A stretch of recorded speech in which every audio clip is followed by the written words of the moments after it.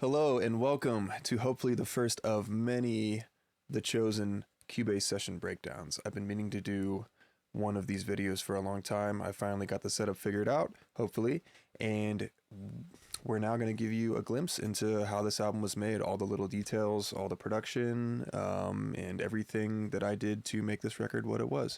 So myself and Jiro over here are going to show you how it was done. So let's get going.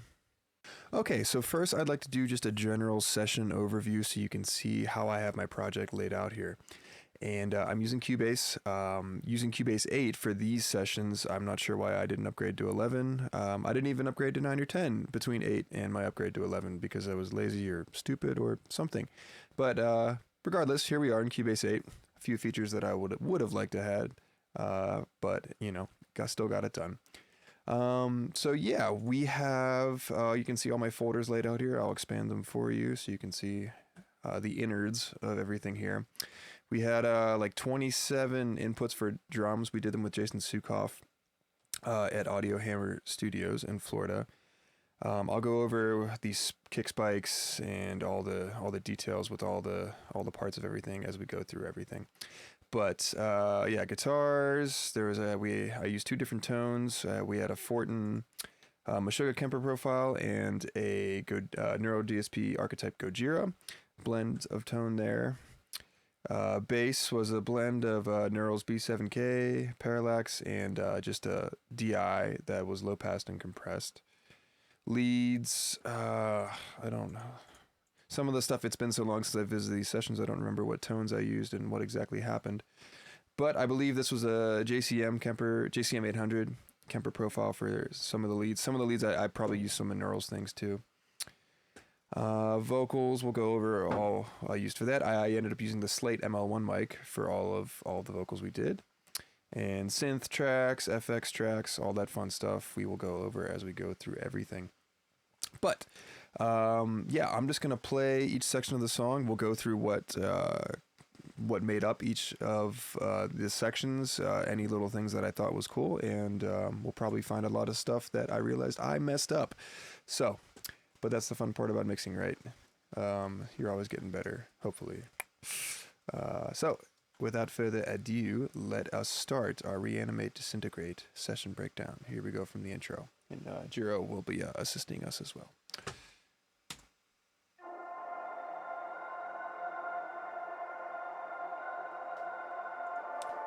So the intro here, this is a lo-fi intro. I just bounced of the intro section. This was actually from the demo version, actually. These are like very old drums, very old tones, everything, but it just sounded right, so I kept it.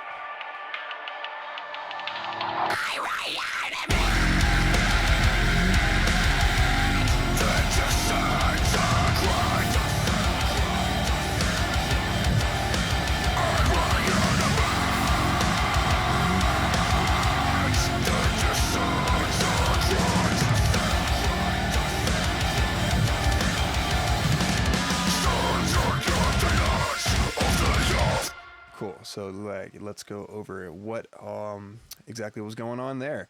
So with the intro, I'm just going to expand everything. It's a lot of scrolling, but it's whatever. Let's start. So yeah, with the FX, like I mentioned, this was from the demo track here, this lo-fi intro track,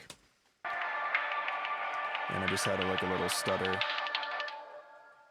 I think I printed onto that. I don't think there's actually anything going on there. No automation. But other FX, since we're down here, I like to layer my subhits with explosions because that's fun. And then the subhit, I usually tune all of my subs to the pitch, the root or the fifth of the riff, whatever whatever key the riff is in. And yeah, this is one of my favorite things to do. I like to layer subs and explosions. You won't hear that sub unless you have a sub or have good headphones, but I like to do that. A quick note on layering impacts. Some people just layer impacts. That's cool too. Everyone's got their own way of doing things. I like to high pass the explosion because the sub is taking all the low frequency information. So I like to give the sub all the room it needs down there. And the explosion is high passed around 83, so they're not conflicting and causing a low end mess down there. And I think we had another we had another layer here, another impact here, so those together. And with the sub, boom, and then without anything, and then with the impacts, adds a little more oomph to it. So that's what we had going on with the FX section down there. Other FX, I guess, with the synth. Yeah, there was a lot of synth layers in this song. I used, let's see, I had this, Epic Distortion Pad. I believe this was just, oh no, this is printed from Heaviosity Gravity. I like using Gravity a lot for a lot of my synths. Or like creepy synths, big, you know, cinematic sounds. My impacts are also from Gravity as well. I just print them so they're easier to use. But this is the pad we have going on under everything. Just creepy pad, setting the ambiance. Little pitch shifting going on there as well. And then in addition, we have 3 different kinds of bells going on here, enough where I had to put them to their own bus, I guess. So those sound like this. These are all, yeah, these were all Cubase, Cubase patches too. Cubase has a lot of great stock stuff. So do Logic, and a lot of DAWs have great stock synths and settings and plugins. So each of these kind of make their own, like, they add up to a whole here. So we have bell spin down, and I just named these what they were called in Cubase. So if you're using Cubase, you can just type this name into the search function here, and you'll find the exact patch. And we have Mystique bells. And we have chorus bells. A little more high end there. And then together, so you see how they kind of add up to make this one sound that, you know, I couldn't find. It'd be great to find just one patch where I have all that, but sometimes it doesn't work out that way. Sometimes it does, and I'm lucky and I find the one patch I need, but I often find myself going through, you know, and layering things. And, you know, that's sometimes how you get some unique sounds and add a lot of, you know, unique character versus just using a stock patch and running with it. But let's listen to the intro. I'm going to turn the vocals off for a quick second so you can hear that better, with and without the synth. So this is without synth. Now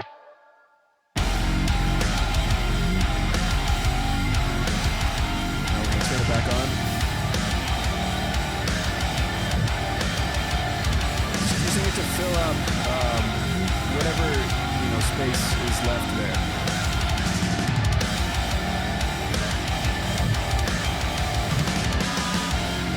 You can hear the bells are really carrying like that melody, that dun, dun, dun, dun. It's very subtle. Everything I did, maybe you could hear as I was going through and muting and unmuting, but it's a lot of these things I do with these layers. It's very subtle things.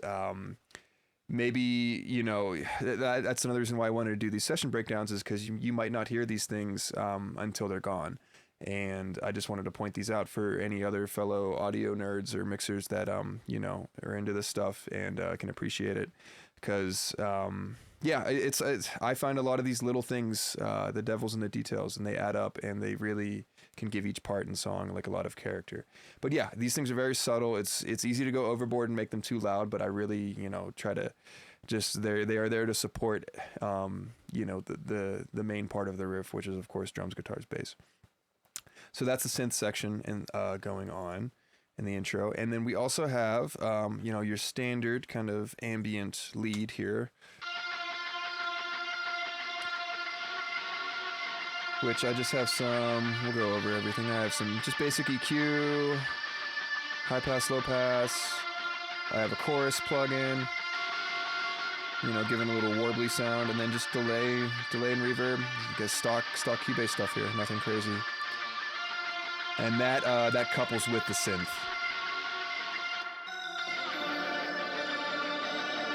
To create the whole background ambience of everything. So let's listen without the guitar lead here, the overtone as we'll call it, and the synth. So let's get rid of all that, mute that, and we'll mute the synth, and you'll see how empty it sounds without everything.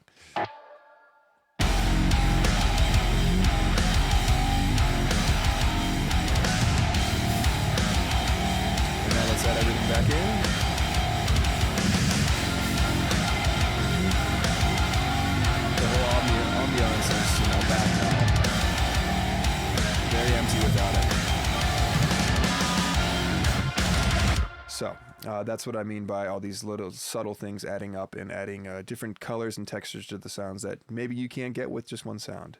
Or maybe you're lucky and you do get it with one sound.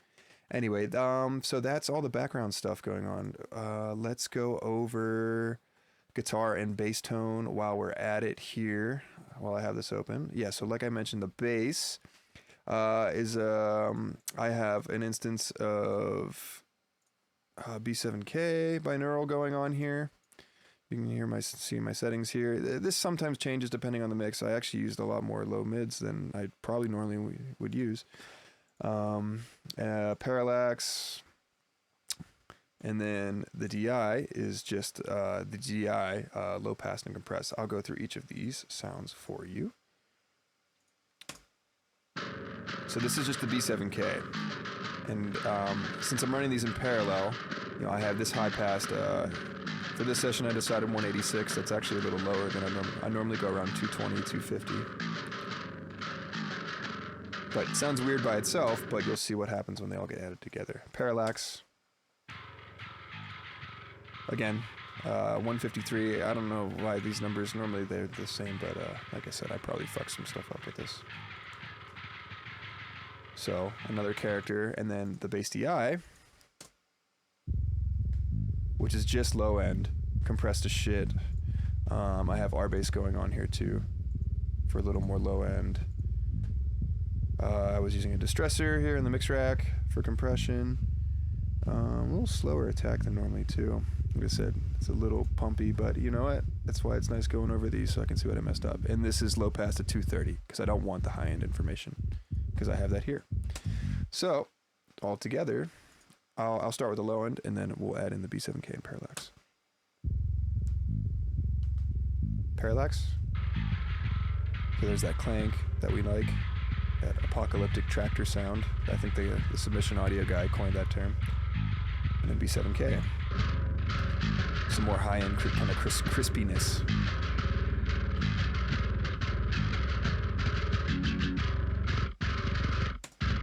And then in the on the bus, what was I doing? Oh, a lot of EQ here. So stuff like that. Actually, there's a lot of high-end stuff. You know, I probably didn't need in there. I probably actually should have. That's a little smoother. So here's an example of something I messed up. I had it around 68.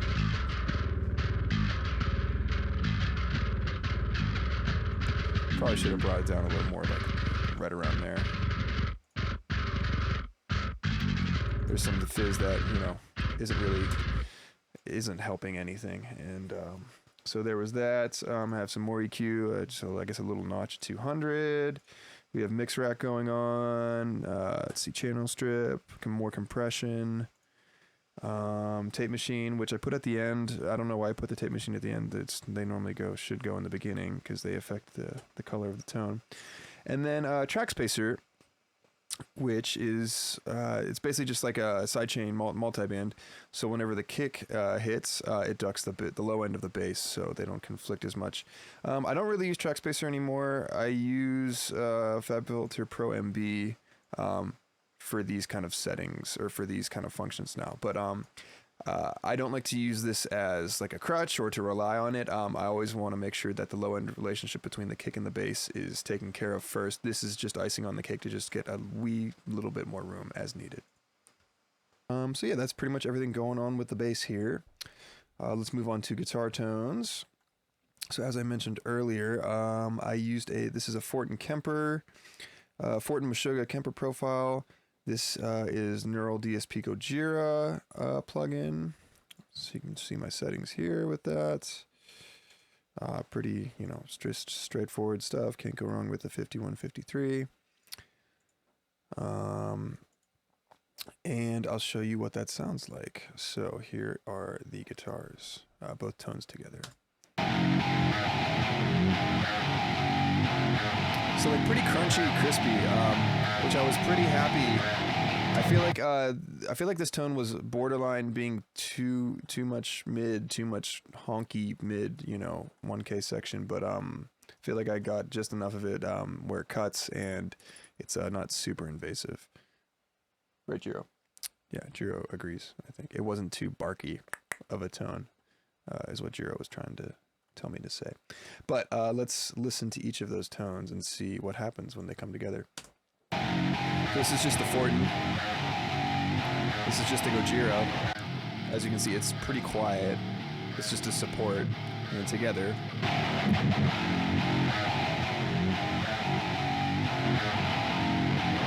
So the Gojira is just kind of filling up the sound a little bit. I don't really do too many blends anymore. For some reason, I was able to get away with it here. You know, sometimes they don't play nice with each other. I did have to invert the polarity on the Gojira to make sure that there wasn't any conflicts there. So you do have to do that sometimes when you're blending tones. But I'll go through each of these so you can see what was going on. Let's just start with the Fortin. Bypass everything. So this is just the Kemper profile, the raw Kemper profile. And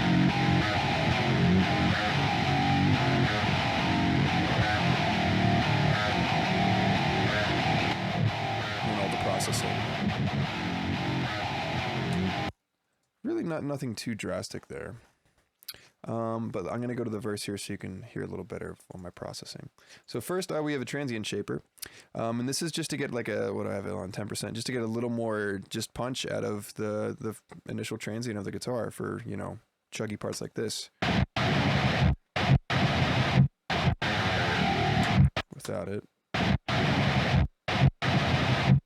With. So again, just it's very subtle, but it just kind of helps it. There's that initial transient cut through. Next, we have an instance of Saturn, which I used. I think it was just the middle section to add a little more mid-range saturation and punch to it. So this is without. We'll go back to the intro here.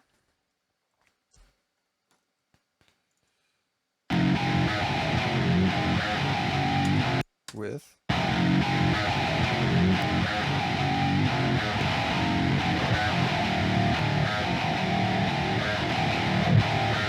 yeah, just adding some mid-range excitement there. So that's the frequency range that I'm affecting. Next, we had, let's see, SSL, Waves SSL channel strip here. Yeah, I like the SSL channel strip just for my general EQ. I just like the way it shapes the sound. Sometimes I'll use a parametric or, you know, another EQ, but I like this one. Generally for most of my things, it's gets the job done 9 times out of 10. So we'll go without and then with.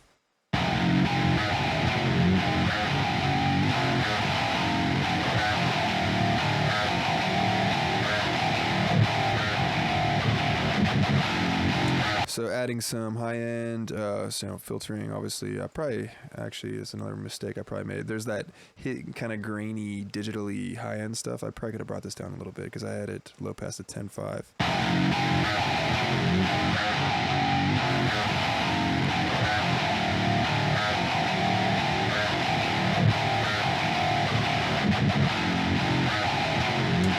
That's normally where my guitar's sitting now, around 8.6, 8, maybe even a little lower. But yeah, we have a presence boost at 8, almost 9. Another presence boost. A mid-range boost here at 800.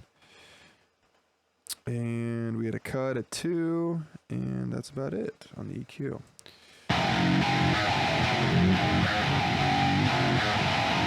Next, we go to mix rack.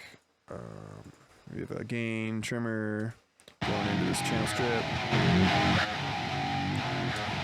And then we have our notching EQ getting rid of some of that high-end fizz. That harsh, scratchy sounds.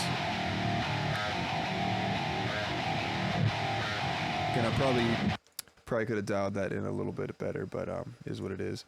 And then Pro MB, this is just kind of whenever like the palm mutes chuggings get to be a little too much, you know, in the 150, 200 range. This just kind of keeps that in check, keeps that tame, so they don't get too out of control and pumpy.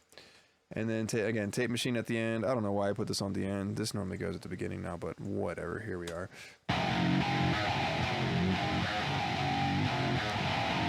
Some final saturation.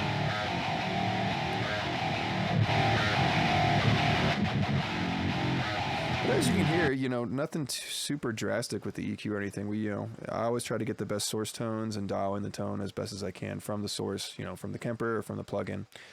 So yeah, that's what was going on there. Gojira guitars. These are a little quieter, but it's pretty much the same idea with the processing.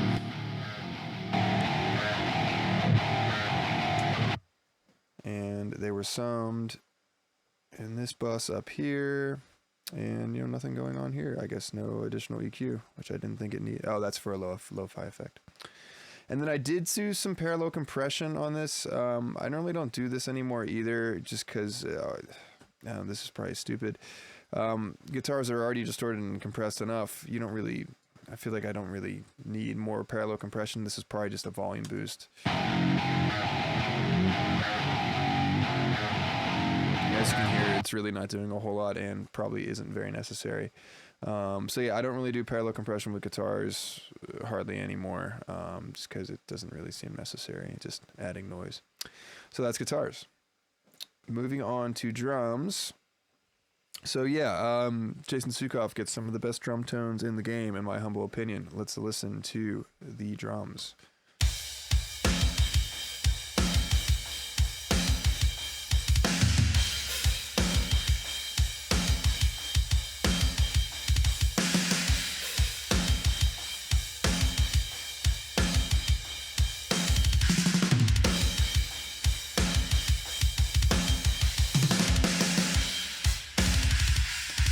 Still sounds good. So yeah, let's go through each of these, the parts of this real quick. The kick. So the kick is a sample that I made in Trigger. It's I got these samples from my buddy Evan, and it's a blend of two Gojira kicks. I don't know where he got them. I just used them and thought they sounded good, and a Dan Presslin kick blended together. And I'm really happy with this kick sample. I still use it in a lot of my productions too.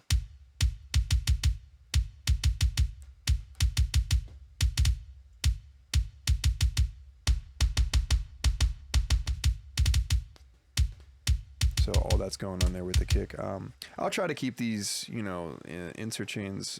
I know some of you guys want to see it, but also trying to keep the video short and concise and get to mostly just the production parts. I'll also leave timestamps in the video if you want to skip all of the tone shaping parts and just check out the production bits. I just want to get this out of the way so you can all see how the tones were crafted. So yeah, let's go through the kick real quick. That rhymed. So here we are. Again, transient shaper. A little more attack.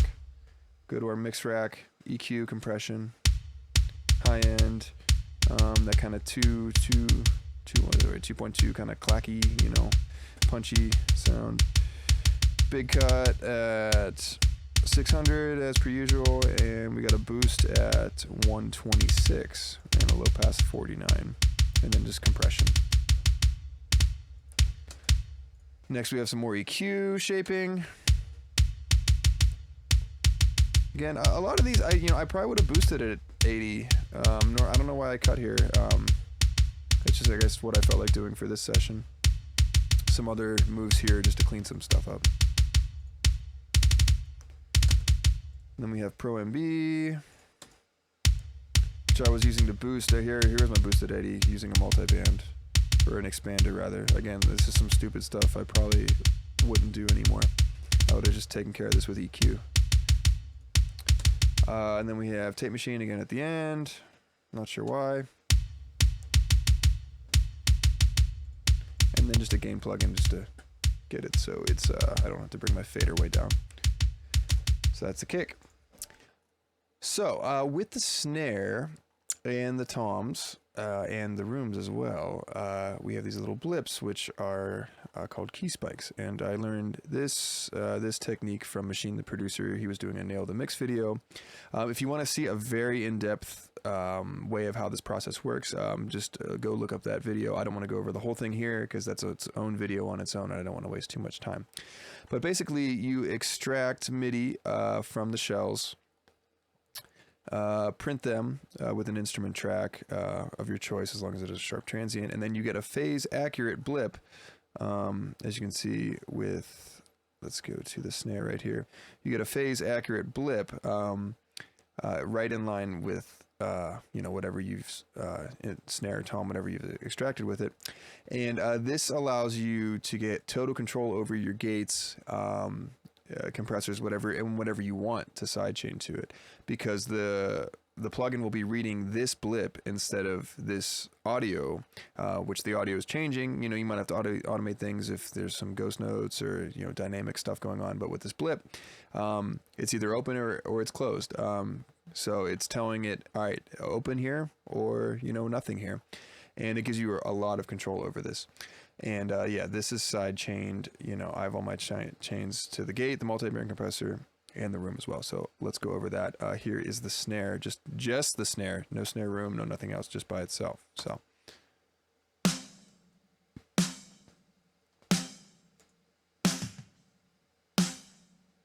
as you can hear, it's on and then it's off.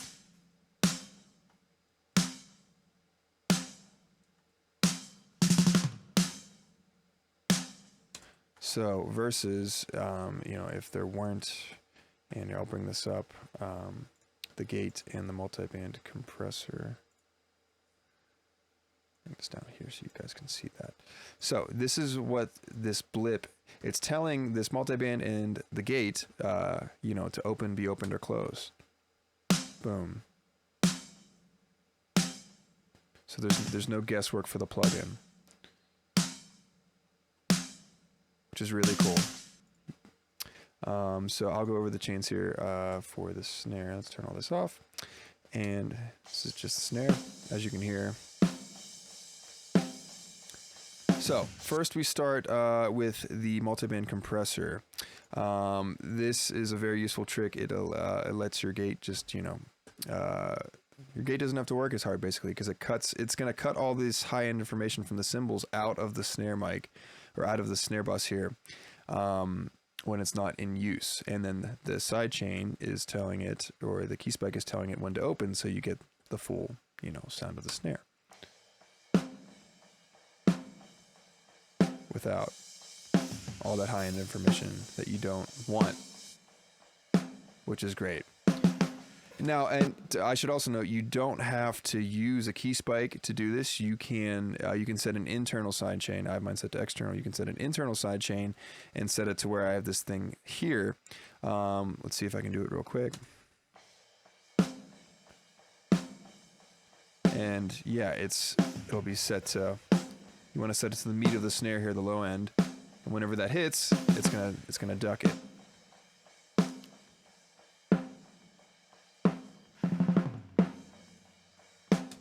So that's fun. Next in line, we have a transient shaper. I'm just getting more attack of the snare. Next up, EQ.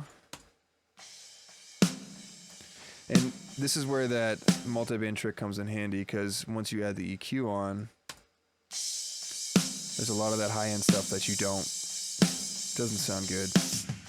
And that just gets rid of all of it, so without taking away from the quality of the snare. More EQ. Again, I think with the snare I had a little too much fizzy shit around here. There. Probably should have dialed that back a little bit. Anyway, whatever. Next up is our gate. Again, with the key spike. Basically get it as close to a sample as you can without any interference at all. So this is great. And then we have mix rack, compression, 2 layers of compression actually, and then saturation. Tape machine at the end again, and then gain plug in just to get it in check. So nothing.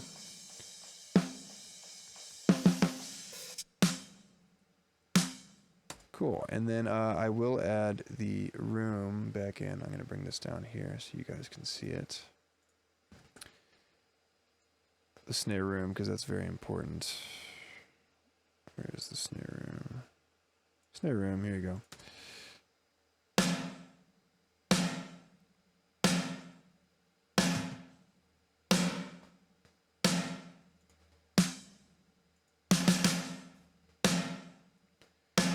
And then the snare room is, let's see, I have, a drum plate. Oh, I guess this might have been a virtual room actually. Yeah, that I used based off the sample reinforcement, which we didn't use much sample reinforcement at all with this. It's because Brandon just crushed the performance, so I didn't really have to do much. We did take samples of his kit though, so all additional samples are of his kit. There's no third-party samples or anything like that. So yeah. And yeah, so there's the snare with the room.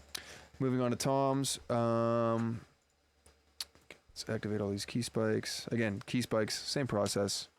Let's go to a section where there's lots of toms. Again, killer tones, just overall great tones.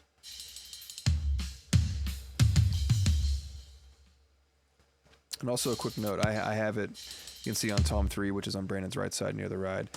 Sometimes you want to open that up to let more of the ride cymbal in. So that's why I have that automation going on here.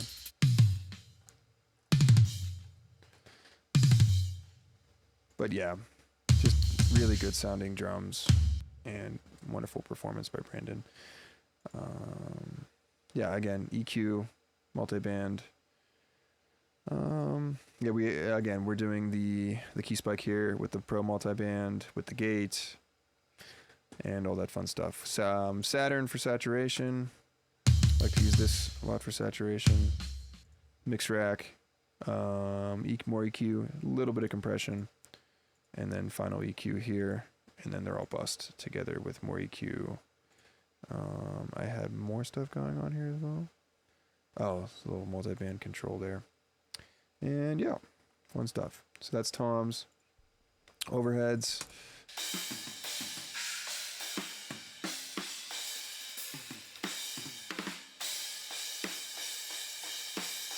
So, just getting rid of all the nasty stuff there. There's actually some high-end stuff I probably could have, in the high end I could have done better.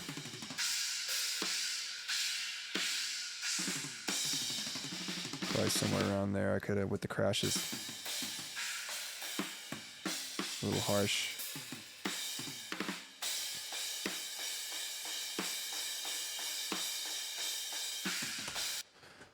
And then cymbals, we have we had hat, ride, China, splash, stack, which I did clean these tracks. So these spot mics for the splash, mini stack, and stack, they're only in there. And I took all the, there's only audio information when they're hit. Otherwise, I don't want them in there because then shit gets messier. So that is a little tedious, takes some time, but it's worth it. And then, so that's the overhead and cymbals.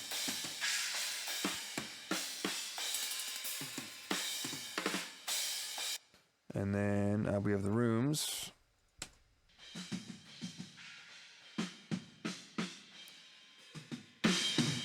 Which I also have key spiked to the snare, so I get a little more out of it when the snare hits.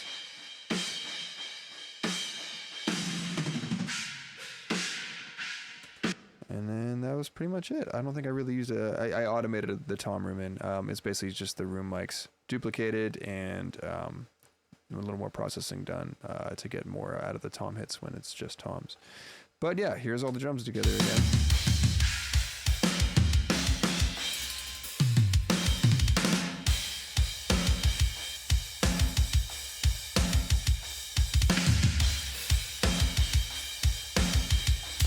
So there's that. I think we spent enough time here. So let's move on to more fun stuff with production. These are all the tones. In future videos, I won't go over all these. Everyone can just reference back to this video for the tones. So we can have more fun just going through the sessions and the production. Last little bit, of course, Dan's vocals, who did an incredible job with his performance here. Let's check out Dan Watson vocals real quick.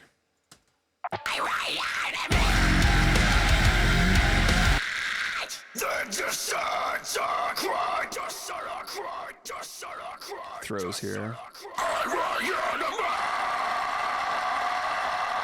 Layers.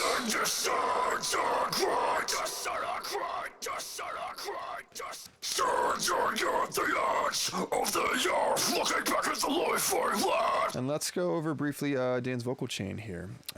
So we have first I'm going to take everything off the bus and we'll just listen to the vocals without a mic or anything. So what we have going on here, we used a Telefunken. So yeah, I mentioned we used the Slate ML1 mic. We used the Telefunken. This is what, a 251, right? Yeah, 251. Emulation here, which I really liked for Dan's voice.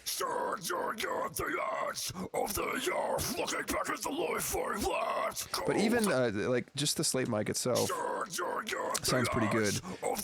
Might not sound good for everyone, but I liked it for Dan's voice in this case. I know some people hate the Slate mic, but you know, I liked it in this scenario. So, and then we have let's see, like preamp, and then we're running into 2 compressors, an 1176, and a distressor.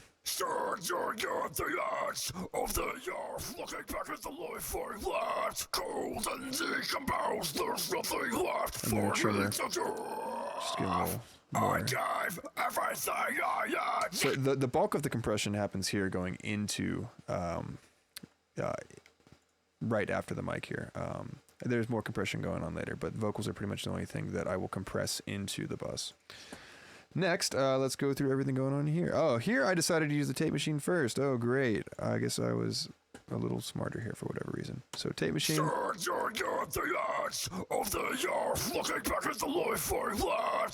De-esser.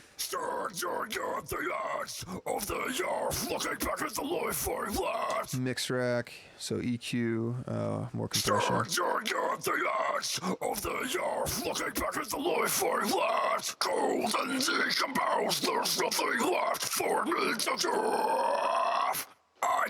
This trimmer's going crazy over here, isn't it? So it's probably something I messed up. Next up, we have saturation. So I used 2 instances of saturation. I used Decapitator and Saturn because I couldn't decide on one, so I decided to use both. First, we have Saturn. Bulk of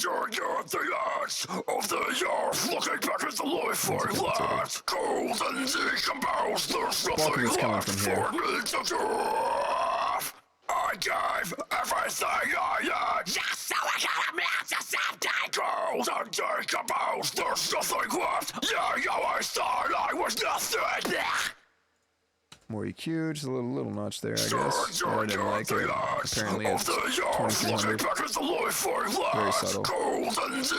And then micro shift, just to widen him up just a wee bit on the bus. I do have it's like a vocal chorus going in parallel as a send as well. So we'll look at that soon. But as you can hear, it's not that you don't. I mean, obviously, yeah, the vocals. I like my vocals right up the middle, right in your face. I don't want to spread them out too much, but this just kind of helps just a little with. And I just kind of like the tone that I gave him as well.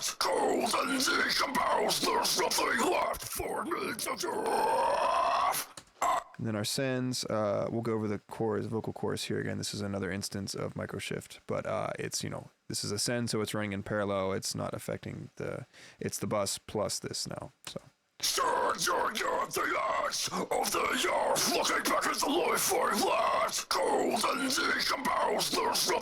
Again, very, very subtle, but it just adds a little more vocal presence. And then just a little bit of delay and reverb, nothing crazy though. There are like longer delays and verbs automated whenever the time calls for it. So that's the vocals, more or less. Let's get back to the song and have more fun with that.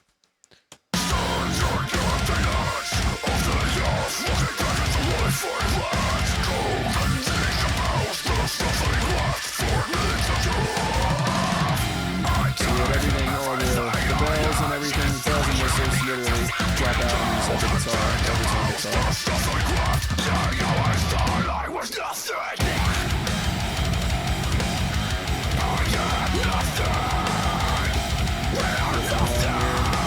There's just guitars, bass drums, vocals.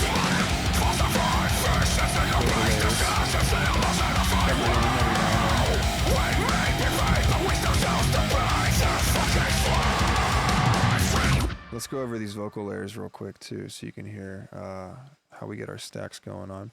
So Dan's an incredible vocalist. He doesn't need his main doubled.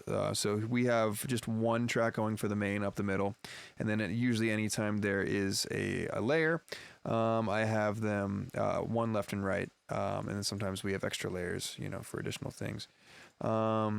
The panning, I normally wouldn't pan these as wide right away. I do a lot of automation with these pannings, as you can see here.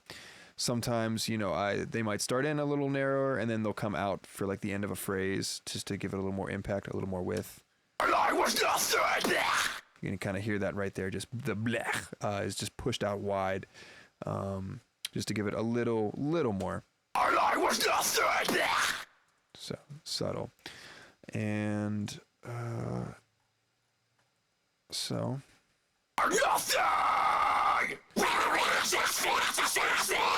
Let's go over all the sick tones Dan has going on here. His main is high, and then the left and right here, like a mid, and then the second layer, another high, all together.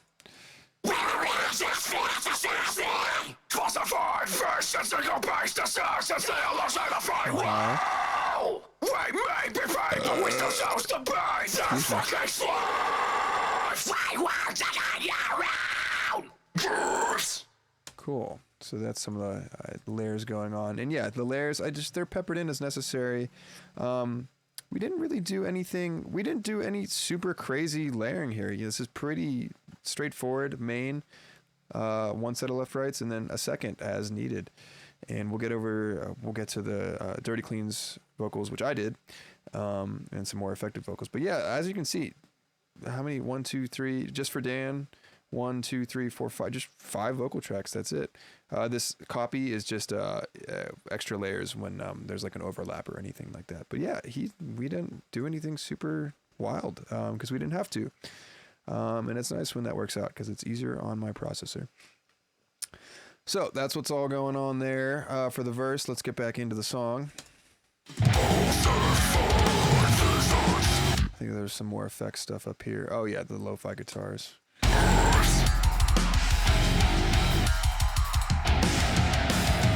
These boys here peppered in.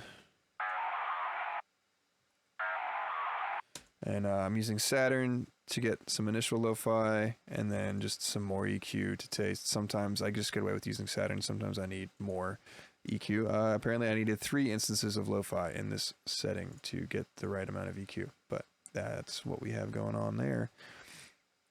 So.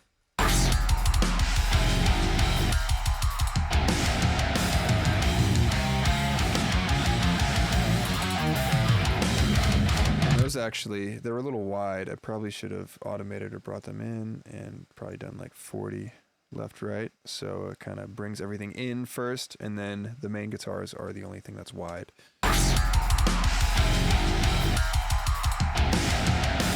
Versus where I had it.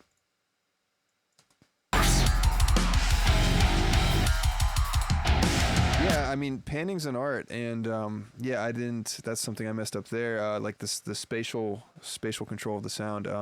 I should have had I probably had them like at 50. So that way, you know, it brings the sound in a little bit. So it can be sound wider later. I didn't explain that very well, but if you listen, you'll understand what I mean. Tight, wide, tight, wide. So, that's the little thing going on there, and then we're back into the chorus after that.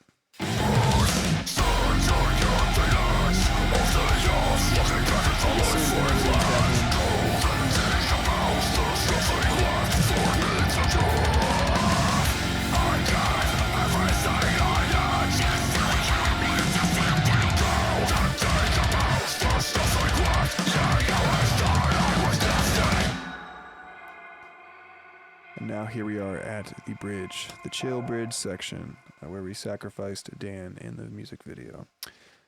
So, everything just kind of drops out here, and then we have a clean guitar come in. Make sure that's the only thing going on. Yeah, we have a clean guitar right here. Let's check out that sound. Which was a Kemper profile. I believe I used, it was Zach Householder, Titan Audio project from Whitechapel. He was kind enough to send me his Kemper pack. And I used his Driftwood Purple Nightmare clean tone out of that pack for a lot of clean guitars on this album. So thank you, Zach, very much for sending me that. I got some great use out of it. And there's a lot of stuff going on here. And in addition, besides, let's see, compression, EQ to get the lo-fi effect. We have a vibrato effect to get it shaky sounding, micro shift for chorusing, and then just delay and verb. There might have been some additional stuff going on with the printed tone as well. Yeah, so I had a rotary effect going into this that wasn't on the processing here, as you can hear.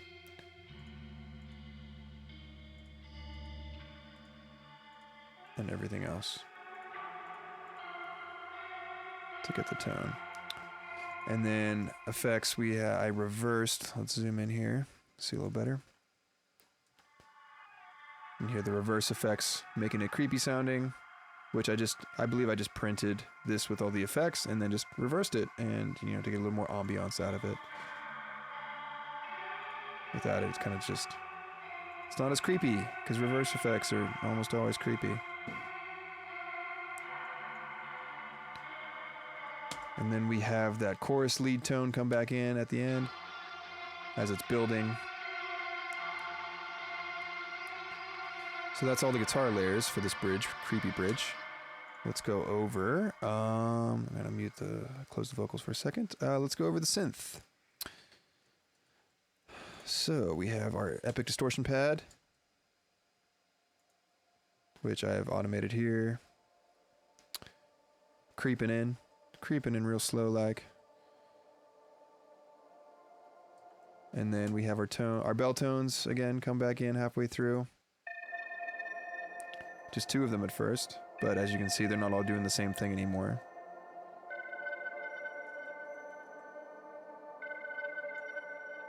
And then our last bell comes in. They kind of all add up once again. Everything building with all this stuff. Let's add those guitars back in as my session auto saves. Creating the whole ambiance here.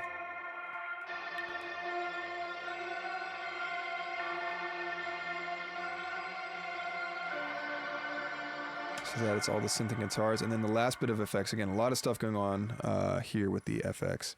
We have, I think this is more stuff printed from Gravity and maybe Damage too. We have this like reverse, again, I just name it what it was called. Rip Roar Monster Glitch for these reverse sounds. We have a sub hit.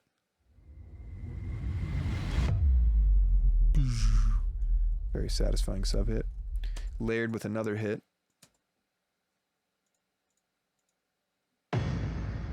The Isengard clank sound, as I like to call it, from Gravity. You'd like to use this for snare layers as well, for like the snare anvil clanky sound. Lots of fun. And then I think we have another impact here as well. Yeah, another sub, I guess, because one sub wasn't enough. Oh, this is like our more tempo-based kick snare affected. But this was all from Gravity together.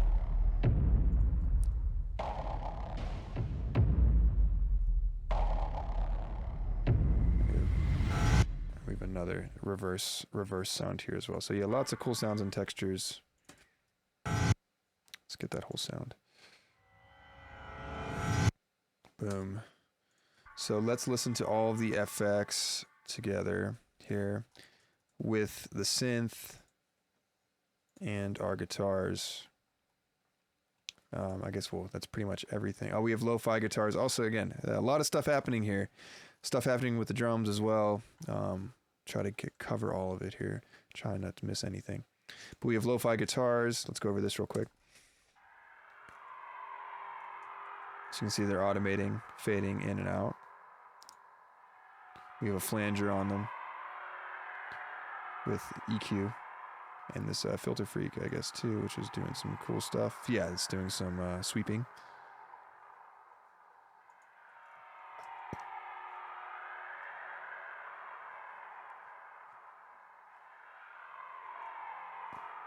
So all of that adding to this ambient part. There's, again, a lot of stuff. Lots of little pieces that add up to the whole picture here. And, you know, it takes a long time to craft this stuff sometimes. I wish it didn't, but it does, because that's the way she goes, boys. So that's the guitars. We have, oops, let's zoom that out a little bit. Drums. I think we just have adding lots of verb and also automating the gates off on the toms so we get the full tail, the full low end tail of the toms. Here, yeah, that's what these things are automated. With verb. And also using a Pultec for some added low end boom on the toms as well.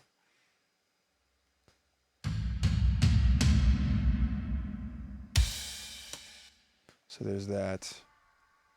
So let's go over, let's get these a little more uniform zoom. All of the stuff minus vocals going on here. Go over this whole part from the beginning. So initially everything drops out and we have just the clean guitar to bring the whole song down. And as you can see right here, the pad creeping in. And then our guitars come in right here. Brandon with a little bell, a little libbly there. And then here's our swell. Big sub hit. Our bells.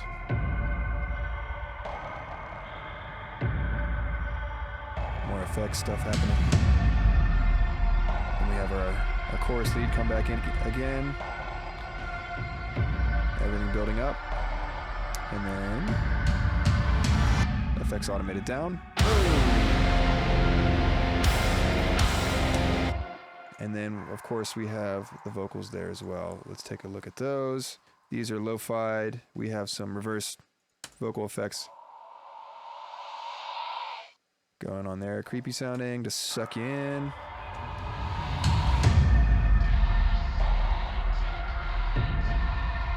Lo-fied vocals, which I think I have on their own bus here. Yeah. And then with the vocals, we did this twice. Oh no, this is actually the same track. I just duplicated it and pitched. We have the main. And then I also have just a pitched version of, just to give it a little creepiness together. Just add a little more layer, texture.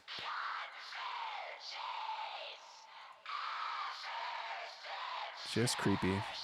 Nice and creepy. Transpose down a fourth, I guess, because we still have it there. So everything together.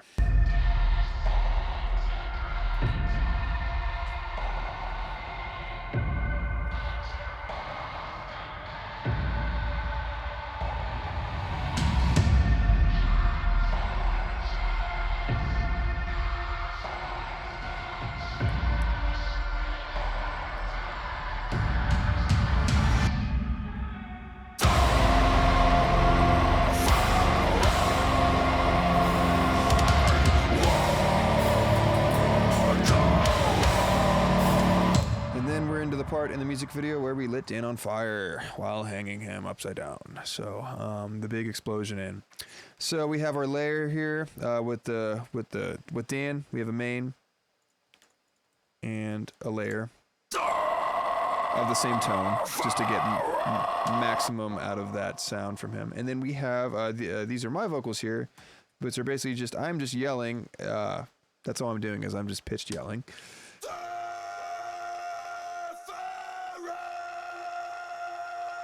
kind of going for like a Lemmy or Sully Erna, just yeah, keep away from me, kind of sound like that. I'm really, that's really all there is to it. And then we have a main and a left and right, again, to get a big, wide chorus sound out of it. And together, we have our wall of vocals.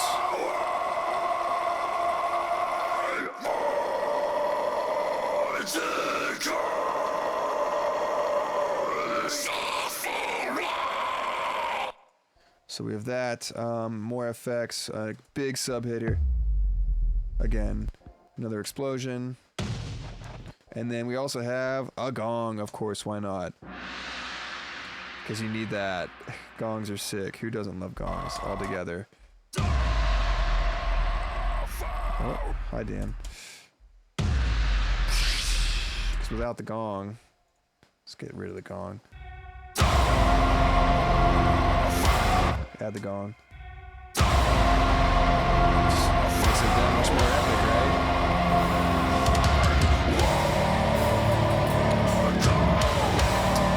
As far as other layers, we have our chorus lead overtone again. Our clean guitar is still going. So everything's just kind of, in terms of composition, everything, I'm basically bringing everything into the song, or everything into this part that has kind of come from previous parts of the song. So here's a composition note, I guess, for everyone.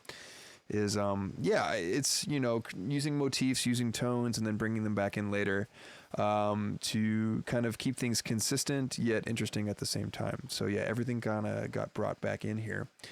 Or not everything, but a lot of things got brought back into this part that you've heard in other parts of the song. Stuff, stuff that we just brought in this clean breakdown bridge section, breakdown in the traditional sense of the word, stuff that you've heard throughout the whole song with the chorus guitar, FX. I think we have in our synth, we have choir added, we have our epic distortion pad, which you've heard before, and then all these effects and other stuff going on. So again, bringing back in motifs and instruments, because sometimes when you do these long songs, you got to keep things interesting without getting too crazy. So that's one of the ways I like to do that.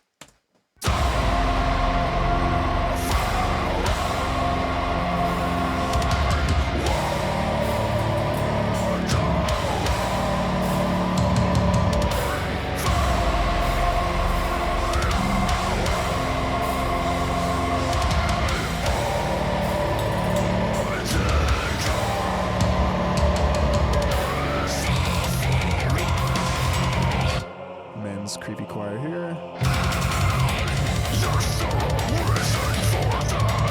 Building up into this big drop here. Bringing in some cool drum stuff over here.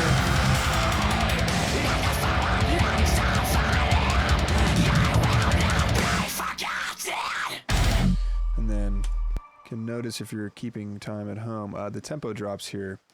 Right as we get to the vocal break, you can keep an eye on the tempo right here. Drops 20 BPM right there, just to create that little amount of space. I like to do a lot of tempo modulation throughout my sessions. Let's actually see how much we did in this one if I bring up the tempo track. Whoa, I don't need the Cubase manual right now. But yeah, lots of tempo changes going on here. Sometimes tempo is an illusion, and even for certain riffs, sometimes I don't think I did a lot of it in this one, but I might even change things going from like a chorus to a verse. Maybe the verse picks up 2 to 5 BPM, just to give it like the tempo a lively feel. Because automation is where, in my opinion, is where the life of the mix is. There's a lot of automation going on with the drums. I guess we can go over this now too while we're here. The kick here. This is all my volume automation for the kick. As you can see, it's moving around a lot. I probably should have made it move around a lot more.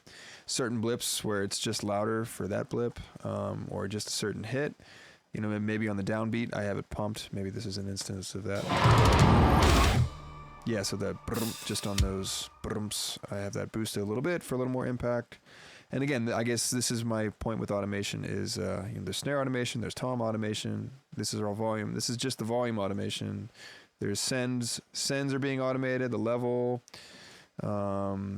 you know, effects are being automated, and, you know, this is how, once you get your tones, this is how you get a mix to come alive, is keeping everything moving around so nothing's super static and stale the whole time.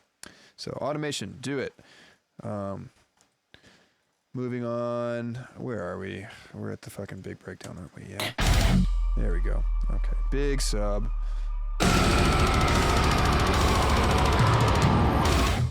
And then we have...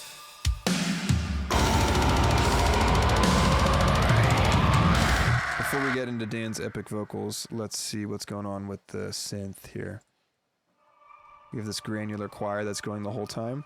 And then we have these things that just happen over the double bass parts to give that a little more impact. The choir. And these, I think these are also gravity synths. But let's listen to that. Let's turn off the vocals for a second, and then we'll listen to that without any of the synth. Still kind of cool. So, but as you can see, that just kind of filling the gaps without taking up too much space. We also have a lo-fi lead happening here as well, accenting. But let's turn on that granular choir again. So you can see it's pitching up and down. And now let's add back in everything else.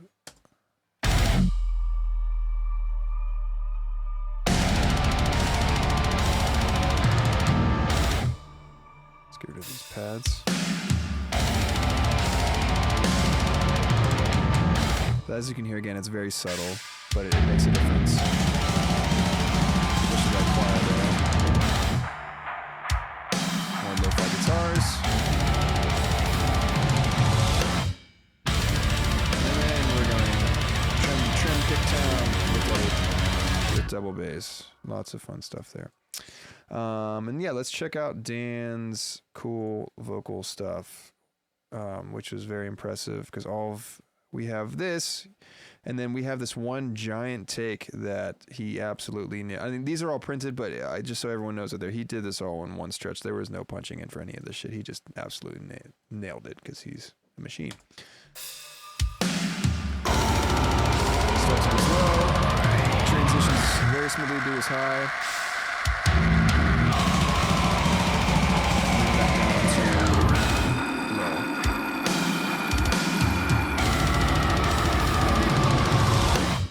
So there's a layer going on there.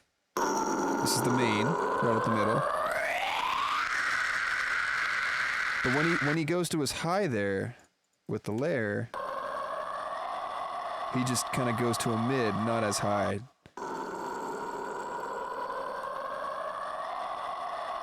So we get a lot of depth out of that.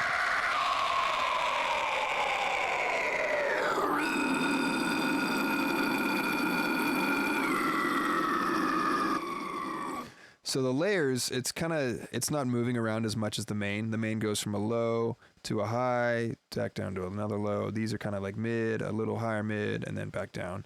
So yeah, that was probably one of my favorite parts of the whole album, and recording was so fun. I think he nailed this pretty much like the first couple takes too. It wasn't too hard for him because Dan has great breath control. So here we go, moving on.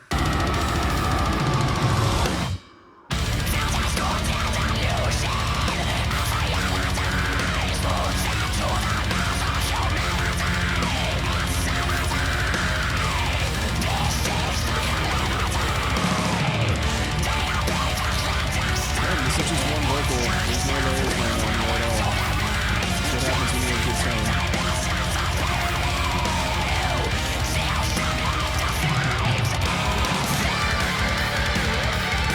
And it's solo time.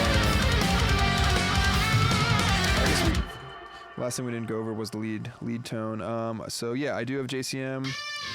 This is a JCM Kemper profile, kind of fizzy. And then we have Nolly.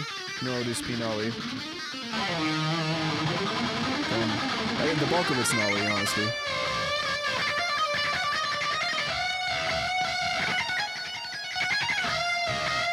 And then we also, these are bussed together. What do we got going on here? Again, I don't know why I put the parallel compression. It doesn't need that. We have a chorus, which is just micro shift, just really wide. Get that chorusy effect. And then we also have micro shift going on the individual amp buses as well.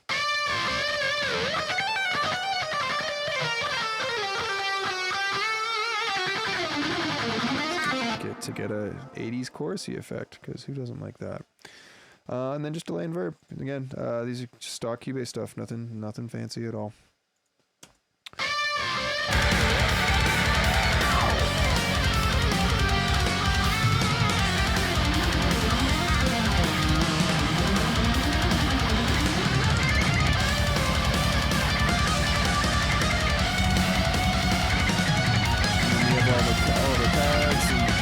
Settings building up here too.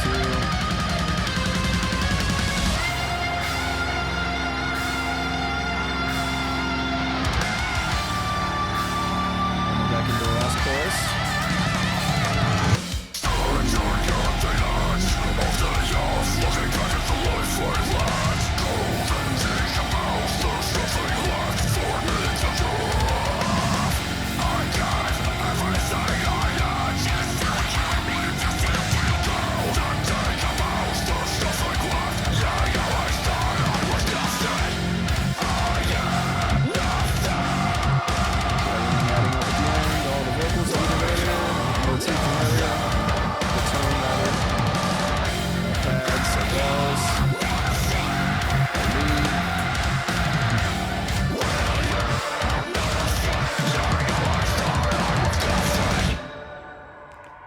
And then just a little lo-fi at the end. Actually, this was very much inspired by the end of I Stand Alone by Godsmack. That little they were using like a Formant talk box thing, but I just did lo-fi with a filter because I do like Godsmack.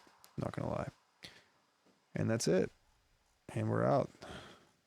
And there we go. So that was the Cubase session breakdown of Reanimate, Disintegrate. I hope you guys enjoyed that. I'm planning on doing more of these videos, so please let me know which ones you'd like to see next. Future videos, I won't go over as much of the tone creating and shaping. I just wanted to handle that in this first one. So future videos, they should be a little more condensed and just get straight to the production composition side of things. But I hope you guys enjoyed getting an insight into how this song was created and built and mixed and all that fun stuff.